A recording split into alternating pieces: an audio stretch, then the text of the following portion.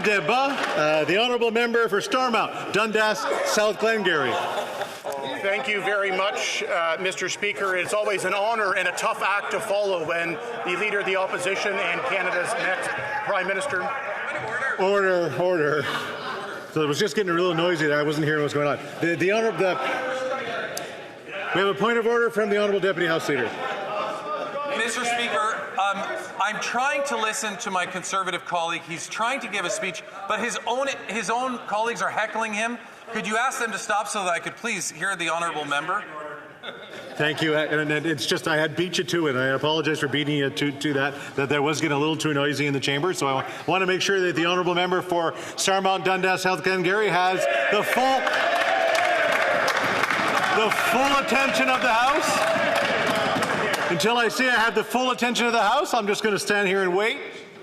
The honourable member for Stormont, Dundas, South Glengarry.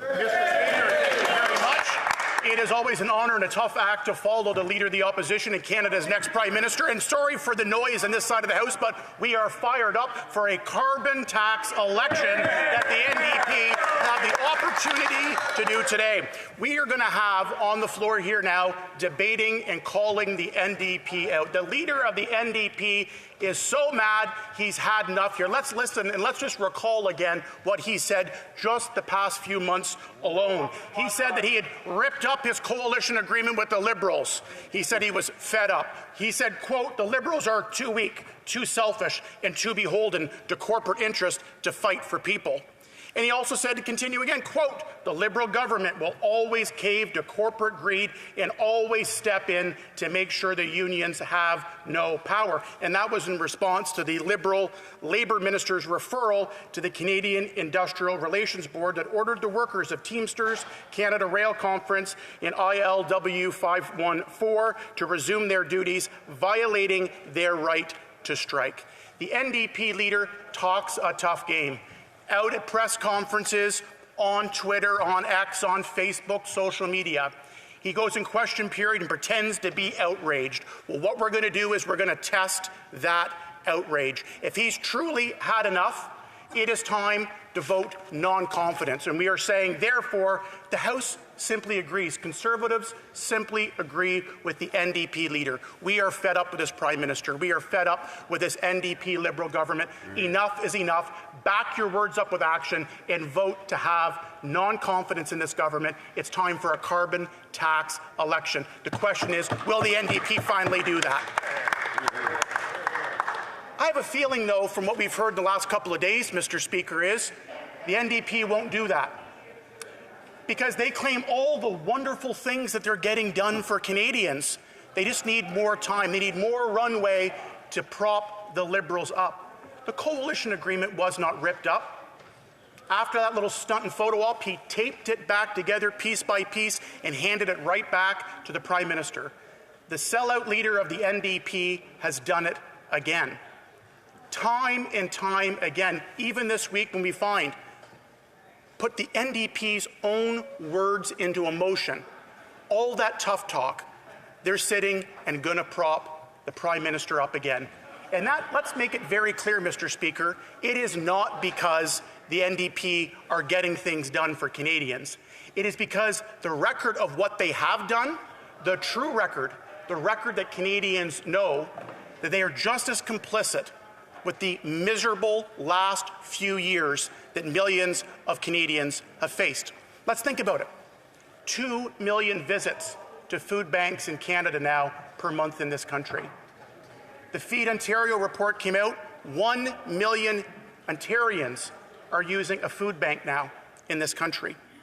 We know that the Daily Bread Food Bank in Toronto says 10%, 1 in every 10 Torontonians are using a food bank. And for the NDP to sit here and say they support workers and they have their back, they have sent, under their record, under their doubling of housing, rising food inflation faster than we've seen in decades, a carbon tax that goes up and up and up and is going to be quadrupled still yet. All these stats, and we're seeing workers hurting more than ever before in my lifetime and beyond. 18% of food bank users now are workers, saying employment, they are working, but they can't afford to make ends meet. Workers can't afford their mortgages or their rent that have doubled under the watch of the NDP Liberals. Look at crime. The increasing gun violence, a over 100% increase in gun and gang violence in this country. Auto theft through the roof under their watch after 9 years. Time and time again, Mr. Speaker, when you look at every part of their record, it's not delivering for people, it's hurting for people. And that's why the hypocrisy of what the NDP are doing here, but putting their own words into action. If they're so outraged at how bad this Prime Minister is, all the things that are happening in this country, if they are upset on their rights of labour and unionized workers to be able to strike, if they truly met what they said outside this chamber, if they truly met what they said during question period and debates, when the question gets called and we have to stand, they should easily say what millions of Canadians want them to finally say. They do not have confidence in this Prime Minister. Vote non-confidence and have a carbon tax election. But they won't. And here's the thing, in a carbon tax election, let's just think about the NDP and where they're at. I think I've lost track of the numbers. I think it's 28 was the last time I heard the number of times the NDP voted with the Liberals to prop them up in confidence votes and budgets and estimates and everything else in between. And every single time that plan supported the carbon tax and supported their plan together, along with the Bloc Québécois, to quadruple the carbon tax to 61 cents a litre. Well, funny, around the end of summer, a by-election comes in an NDP riding in Winnipeg. All of a sudden, I think the NDP leader was hearing it at the doors with his candidate about just how unpopular the NDP has become by propping this Prime Minister up and by quadrupling the carbon tax. He came out and said the NDP no longer support the carbon tax and they support something else. Didn't say what that was. The by-election's over. They eked through. Their margin shrunk drastically. And no sooner did the NDP leader flip-flop on the carbon tax, he flip-flopped on his flip-flop now, and he's voting again with the Prime Minister and the Liberals to prop them up, prop the carbon tax up, and prop up the quadrupling of the carbon tax. It's like political wilderness the NDP's in right now. They say they don't support the carbon tax after they did support the carbon tax, and now they're back to supporting it by propping the Liberals up, but they won't say what their plan is instead.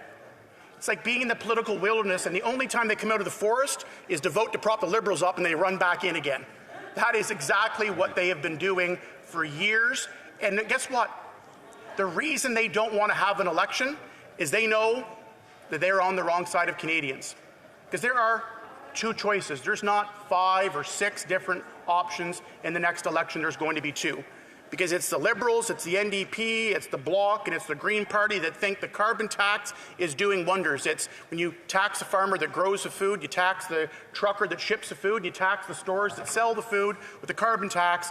Nothing contributes to inflation. It all is just made up in Canadians' heads. Canadians know better, and that's why they are desperately, desperately avoiding a carbon tax election.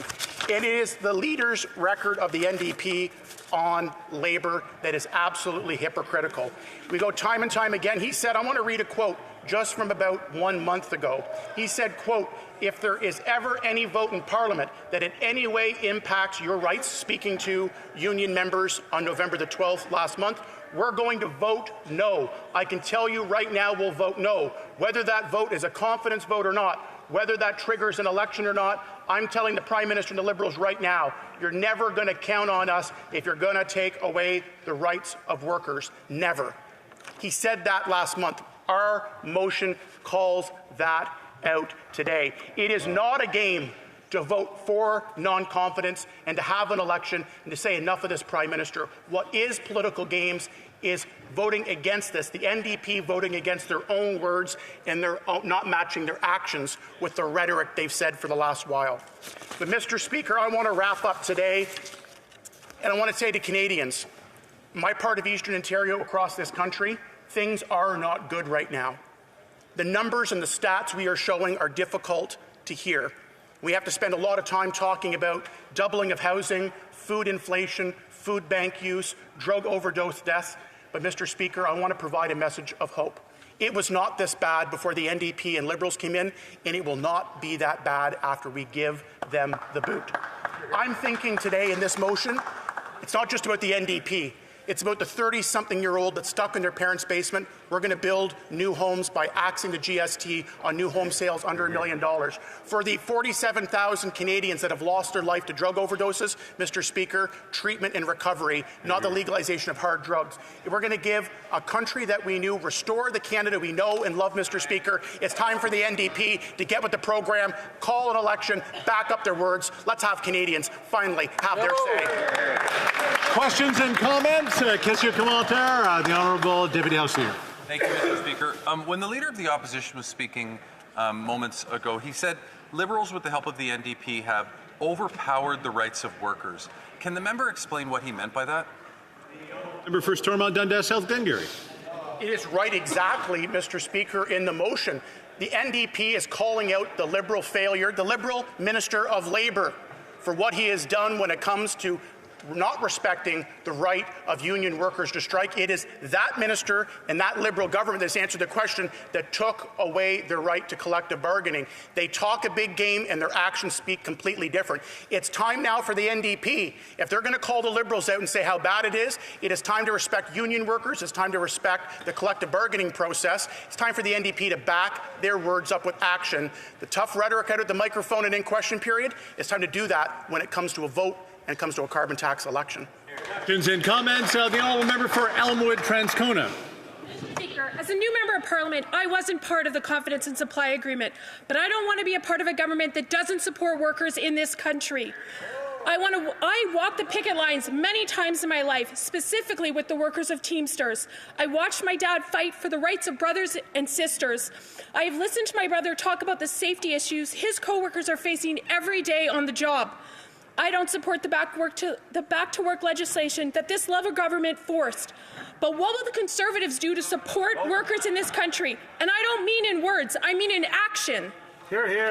The Honourable Member for Stormont Dundas South Glengarry. Well, I want to welcome that new member to the chamber. And remember, it was her during that by-election campaign alongside her leader that said they no longer supported the carbon tax. What are we doing to support workers in this country? Going to axe the tax, build the homes, fix the budget, and stop the crime.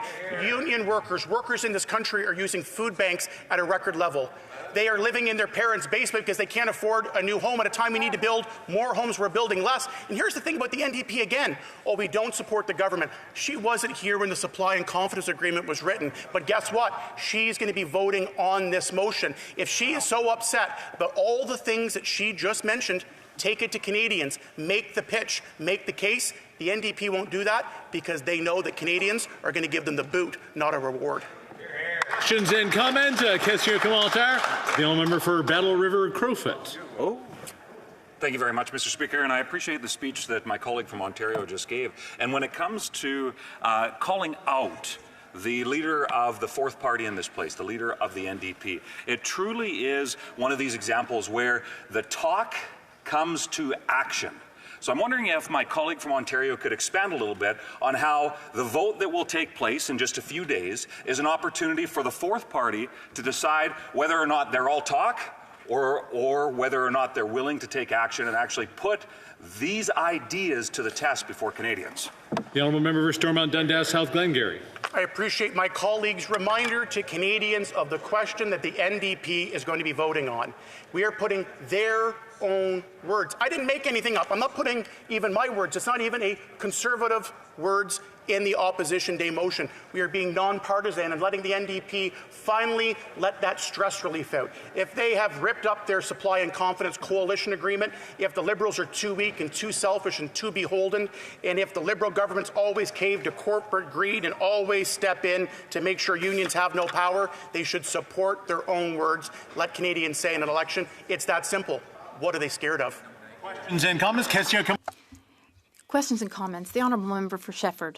Thank you very much, Mr. Speaker.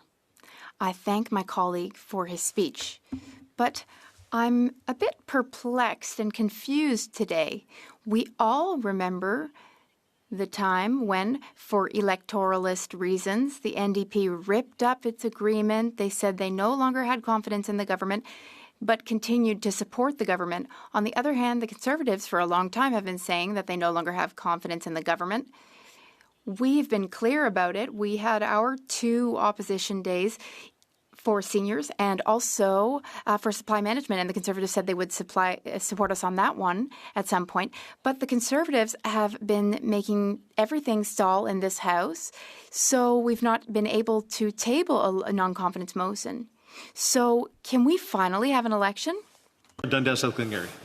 The Bloc Liberal coalition with the NDP is alive and well. She's saying the House has been paralyzed by anything but the Liberals holding back on $400 million green slush fund documents to go to the RCMP. If the Bloc, they try to negotiate with the Liberals, got nowhere, it's their credibility that's shot, no one else's.